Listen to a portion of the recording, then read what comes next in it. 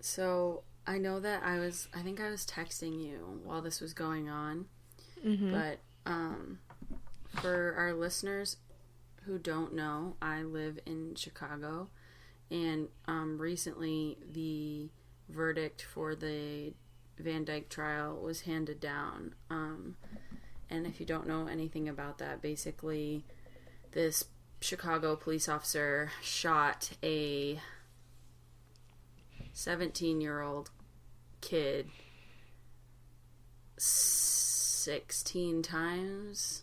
Yeah, I think that's what he Don't said. quote me on that, but it was something like that, like 16 times, and went to trial for it. And so, was I texting you about it, Lauren, when it was happening? Yeah, or you called me about it because we were talking, and then you said that you were going to go because the verdict was about to be announced, and if it went one way, there could be riots in the streets. Remember that?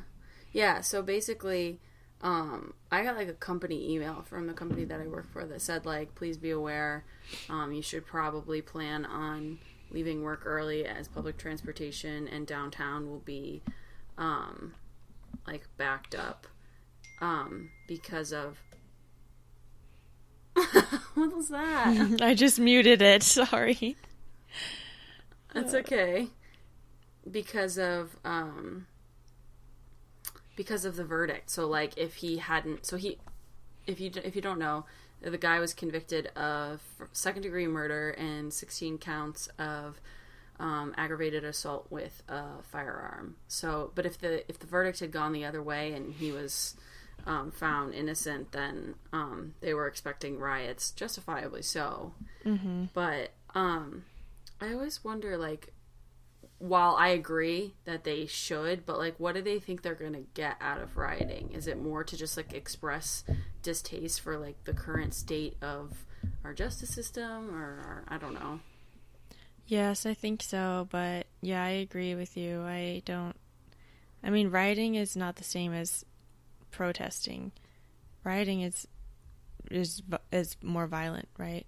Yeah, right, yes. And it's just like destruction of property and basically just people being angry and destroying things. Right.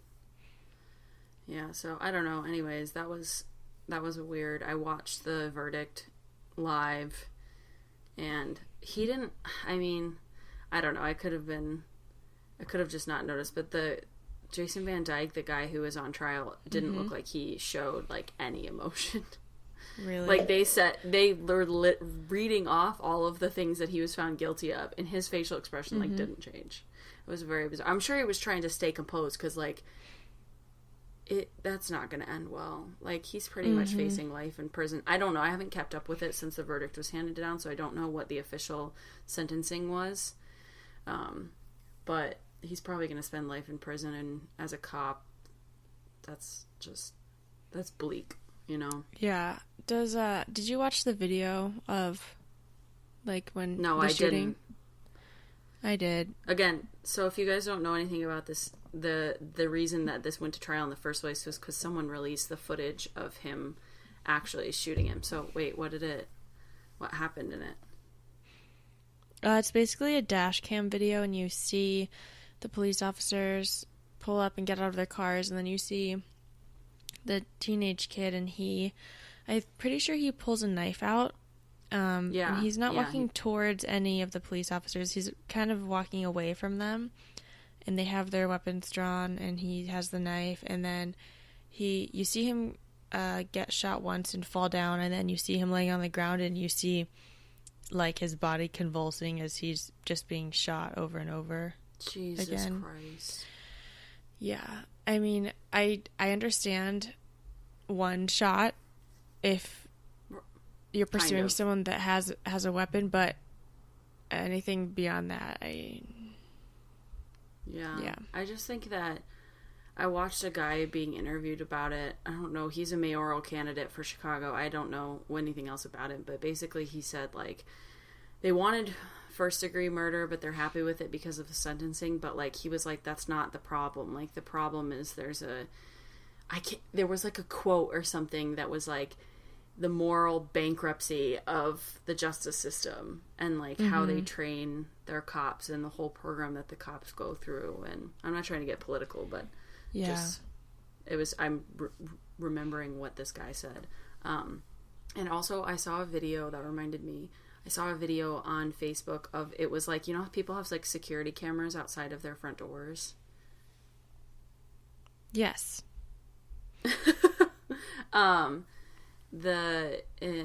It was this footage from this guy's front doorstep, and basically there was this like 14-year-old kid who came up to this guy's, he got lost walking home from school or something, and he walked up to this guy's door to ask for directions, and he knocks on the door, he steps back from the door, like steps down from this like for the very top step, and like he's not doing anything threatening, he's just standing there, and the guy opens his, there's no audio, so you can't hear anything, but basically you see him like say something to a person, and then he's it's a black kid, by the way. The black kid starts running away from the door, and then you see this like fat white guy come out of his house with a shotgun and starts chasing after him, and the kid is like sprinting away, like not threatening at all, he's running away, and the guy lines up a shot and takes 2 shots at him as the kid's running away.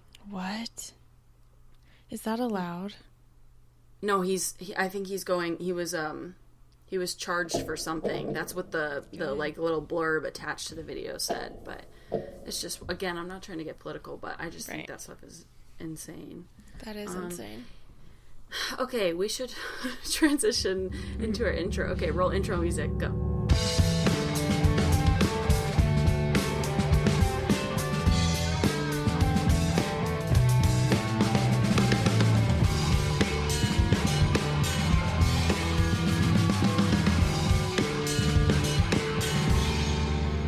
Welcome back to Basic and Beyond. I'm Christina. I'm Lauren. So, this has been a advertisement for the movie The Hate You Give. Just kidding. But that movie does look really good. Have you seen the previews for that? No. There's a What's movie it about? called The Hate You Give coming. It's about I think the basis of it is like there's a girl who is from like a demographically black neighborhood. I don't know how to say that correctly. And she ends up transferring to like a uppity white school, and but on the like she still hangs out with all of her friends from like I don't know what she calls it, but like her neighborhood, and she's in a car with another black kid, and they get pulled over, and like long story short, the kid gets shot, and she's the only one who witnesses it. And so it's about like his trial, I guess, and whether or not she's gonna like come forward and speak about it, and if that puts her in jeopardy. And so I think it's about, that's kind of like the basis for the movie. But anyways, interesting. I think Anyway, that came out last week. I'll have to watch it. But one more thing. Speaking of transferring to uppity schools, did you watch the premiere of the new CW show All American this week? I did, yes. I wanted to see Michael Bailing on it. Yeah, I did too. I watched it yesterday, actually. It was pretty good. Same. Yeah, it was pretty good. It's not a show I typically watch because... No, same. I'm not like a drama person. Right. And it revolves around a high school football team, so usually not my favorite. But yeah, I thought it was pretty good. It was cool to see someone we know on a national weird TV show. It was weird. It was very cool. Cool. That's so awesome for him. Yeah, definitely. Okay, so by popular demand, and by popular demand I mean by Lauren's demands, we are going to bring you the first true crime episode on Basic and Beyond. So to set it up, we're the crime that we're talking about is the JonBenet Ramsey case that happened in like, what was it, 1996 or something? Yes, 1996. Lauren, why don't you set it up for us? What's our format? How are we going through it? Well, should I just, like, basically explain in a nutshell what happened and then we can... Okay. Yeah. Okay, so basically, long story short, there was a little girl named JonBenet Ramsey. She was 6 years old, and shortly after 5 a.m. on December 26, 1996, so the day after Christmas, her mother, Patsy, woke up in their home in Boulder, Colorado, and she found a ransom note. The note was addressed to her husband, John, and it stated that their 6-year-old daughter, JonBenet, had been kidnapped. In order for her safe return, the kidnappers demanded a ransom of $118,000, which, coincidentally or not, was almost exactly the same amount as the bonus that John, her father, had recently received. So the parents went to JonBenet's room to check on her, discovered she was not there, and called the police by 5:25 a.m., despite the ransom note's threat that JonBenet would be killed if the police were notified. So that's where the story begins. Should I talk about what? Yeah, what happened after that? Yeah. So basically, police arrived to the home. They searched the property. They didn't search it very well. Let's see. They didn't search the property very well because they didn't find really anything substantial until later that afternoon at about 1 o'clock when John, her father, and one of their family friends searched the house on their own. And that's when they discovered JonBenet's body in the basement wrapped in a white blanket. Let's see. So, disclaimer, like, we know that this was, like, an actual little girl and, like, this is heavy stuff, but it's just, like, all the details of it make it really interesting. So, we just are, like, breaking it down for you and telling you what happened. And it's so fascinating because it remains unsolved. Right. To this day. Yeah. Yeah, no one knows what happened, so we're kind of going to speculate on the theories and what we believe is most likely, but no one knows except for the person who did it. Very sad. So the police officers that were first on the scene did not, like, handle it well and basically, like, ruined any chance of them finding out who was responsible. They let, like, lots of the family's friends and, like, extended family in the home, and, like Lauren said, the dad and one of the dad's friends were the ones that found the body. Like, how is that even possible? How did you do such an inadequate job of searching the home? And if she was in the basement the whole time, like, it's not like she was buried, right, or something. Yeah. So actual cause of death?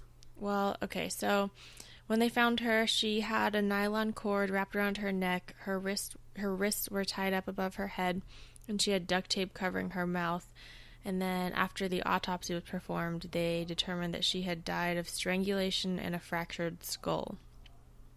She was strangled using I don't know how to say this. Garrote. Garrote? Okay. Yeah. She was strangled using a garrote made from a tweed cord and a broken paintbrush handle. Which basically, I'm pretty sure a garrote is just where you, like, I'm like, I wouldn't look it up, but, like, you, like, take something like a stick and you twist, like string, and it tightens the string. That makes sense. But basically the garrote that she was murdered with showed an advanced knowledge of knots. That's something to note. And the autopsy also found there was no evidence of rape, but there was a possibility of sexual assault. So both important things to note.